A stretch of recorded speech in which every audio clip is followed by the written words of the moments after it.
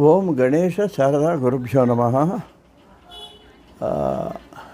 ఇదండి చాలా కాలం నుంచి పెద్ద చర్చ అండి. ఇది ఏంటంటే వితంతువులు భర్త గతించినటువంటి స్త్రీలు ఎలా ఉండాలి, ఏది చేయాలి, ఏ విధంగా ప్రవర్తించాలి అనే దాని మీద మనం చూసినట్లయితేనండి, ముందు మీకు అసలు ధర్మసింధు అనేటువంటి పుస్తకంలో దీని గురించి ఏం చెబుతానో మీకు వివరించి తర్వాత దాని మీద మాట్లాడదామండి. ఆ ధర్మసింధు అనేటువంటి పుస్తకంలో వాళ్ళు ఏం చెప్పారంటేనండి, పత్యౌ మృతేతు భార్యాయాణం ద్వయమధి ఉదీరతం.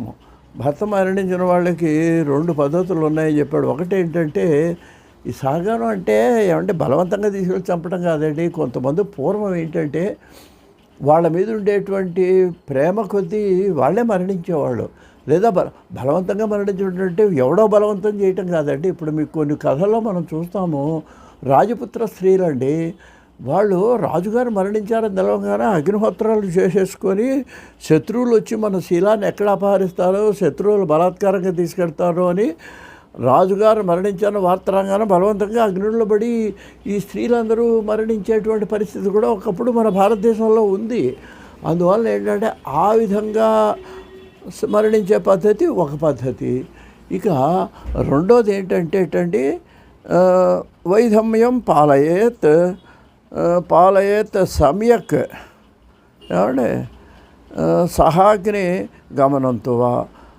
అందుకని కొన్ని ధర్మాలు ఉన్నాయి వినాల్సిందే అని చెప్పేసి కొన్ని మొదట్లో చెప్పింది ఏంటి, విధవా పాలయేత్ శీలం అంటే ఏంటనమాట, తన యొక్క ప్రవర్తన. అదే కదండి చెప్పాను, రాజపుత్ర స్త్రీలు శత్రువులు వస్తే ఎక్కడ తన శీలాన్ని అపహరిస్తారో అనే భయంతో వాళ్ళు ప్రాణాలు తీసుకునేటువంటి సందర్భాలు కూడా, అంటే ప్రాణం కంటే శీలం ముఖ్యం అని భావించినటువంటి పరిస్థితి మన భారతదేశంలో ఉన్నదండి. సరే, అంత ప్రాణాలు ఇప్పుడు తీసుకోక్కర్లేదు, కానీ ఏదో ఈ ప్రలోభాలకు లోబడో, అవసరాలకు లోబడో, లేకపోతే ఆర్థిక పరిస్థితులను బట్టో తమ యొక్క శీలాన్ని మాత్రం పోగొట్టుకోకూడదు అనేది మనకు ధర్మసింధువు తెలియచేస్తున్నదండి. ఏమంటే దాంట్లో ఇంకా వాళ్ళు ఏం చెప్పారంటేనండి, కొన్ని అవన్నీ అప్పటి రోజులను బట్టి చెప్పిన ముందు అవి మీకు వివరిస్తానండి. ఏకవారం సదాభుక్తం, రోజుకు ఒక పూటనే భోజనం చేయాలటండి వాళ్ళు. ఏమండి ఆ వ్రతాన్ని పాటించాలి. పర్యంక శయనాన్నారి, కాబట్టి ఏంటనమాట, నేల మీదనే శయనించాలట అండి వాళ్ళు. అంటే మంచాల మీద పడుకోకూడదు. ఇది ఒక నియమం అండి. ఏది, భర్త పోయినటువంటి స్త్రీలకి. నైవాంగోద్వర్తనం కార్యం గంధద్రవ్యస్య లేపనం. సుగంధ ద్రవ్యాలు పూసుకోవటం, నలుగు పెట్టి అభ్యంగన స్నానాలు చేయటము మొదలైనవన్నీ కూడా చెయ్యకూడదు అని దాంట్లో చెప్పటం జరిగింది.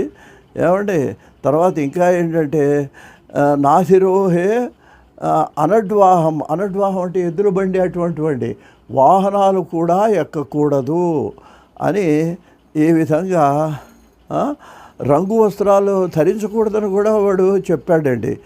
తాంబూలం వేసుకోకూడదు.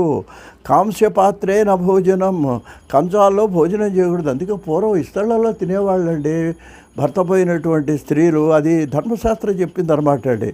ఏమంటే ఆ విధంగానే యతులు కూడా అంతేనని చెప్పాడు. యతిశ్చ విధవాశ్చైవ అని చెప్పేసి ఈ విధంగా వాళ్ళు సన్యాసం స్వీకరించిన వాళ్ళు కానీ భర్త లేని స్త్రీలు ఈ విధంగా పాటించాలి అని చెప్పి, సుగంధ ద్రవ్యాలు ధరించకూడదు అని చెప్పేసేసి వాళ్ళు చెప్పడం జరిగిందండి. అయితే ఇక్కడ వెంటనే ఒక ప్రశ్న అడుగుతారండి, ఏమండి నియమాలన్నీ భర్త పోయిన భార్యకైనా, భార్య పోయిన భర్తకు లేవా? వెంటనే ప్రశ్న అది. మరి దానికి ఎంతవరకు ఉంది అని అన్నట్లయితే మనకు సరైన సమాధానం లేదు. సరే, తర్వాత ఇంకో ప్రశ్న ఏంటంటే, ఇది ఈ 60-70 ఏళ్ల వయసులో కనుక వాళ్ళు మరణించినట్లయితే అంత ఇబ్బంది ఉండదండి. ఎందుకనంటే అప్పటికి వాళ్ళకు శరీరంలో అనుభవించేవారిని అనుభవిస్తారు, పిల్లలు పెద్దవాళ్ళు అవుతారు, ఏదో పక్క నుండి ఆ సహకారంగా. అలా నేను చూశానండి. నేను 2 తరాలు కూడా చూశానండి. ఏమిటా 2 తరాలు అన్నట్లయితే, ఒకటి నా చిన్నతనంలో మా అమ్మమ్మ గారును మా నాయనమ్మ గారు ఇద్దరిని చూశాను. వాళ్ళిద్దరూ వైధవ్యం పొందిన, నేను తెలిసేటప్పటికే వాళ్ళు వైధవ్యం పొంది వాళ్ళు తెల్లని వస్త్రాలు తల మీద కూడా కప్పుకుండేవాళ్ళు. ఏదో కన్యాశుల్కంలో నాటకం ముత్యమ్మ పాత్రలాగా అలా కప్పుకొని ఉండేవాళ్ళు. జుట్టు కూడా తీయించేసుకుండేవాళ్ళండి. 2 నెలలకి 3 నెలలకి అలా జుట్టు తీయించుకుండేవాళ్ళు. వాళ్ళు నాకు తెలుసు, నేను చూశాను. రేవికది ఏముండేది కదండి, తెల్లండి ఒక పంచె దాన్నే ఎలా కప్పుకుండేవాళ్ళు. మొత్తం ఒళ్ళంతా కప్పేసి పైన కూడా కప్పేసుకొని ఉండేవాళ్ళండి వాళ్ళు. అది ఒక తరం. ఆ తరంలో వీళ్ళు చెప్పినట్లే ఇస్తళ్ళ కంచంలో తినేవాళ్ళు కాదు, ఇస్తళ్ళ భోంచేసేవాళ్ళు కాదు, అసలు బొట్టు పెట్టుకునేవాళ్ళు కాదు, గాజులు వేసుకునేవాళ్ళు కాదు. ఇంక ఇవన్నీ కూడా అసలు వాళ్ళని చూడంగానే ఆవిడ విధవరాలు అనేటువంటి గుర్తు తెలిసేట్టుగా ఉండేది. ఎక్కడికి శుభకార్యాలకు కూడా వాళ్ళ ఇంట్లో వాళ్ళ పిల్లలది ఏదైనా అయితే వెళ్ళేవాళ్ళు తప్ప బయట వాళ్ళు పిలిస్తే వెళ్ళే. ఇక్కడ ఒకటండి, ఇతను చెప్పింది కూడా మనకి ఏం చెప్పాడు ధర్మసిద్ధులో, వాహనాలు ఎక్కద్దు.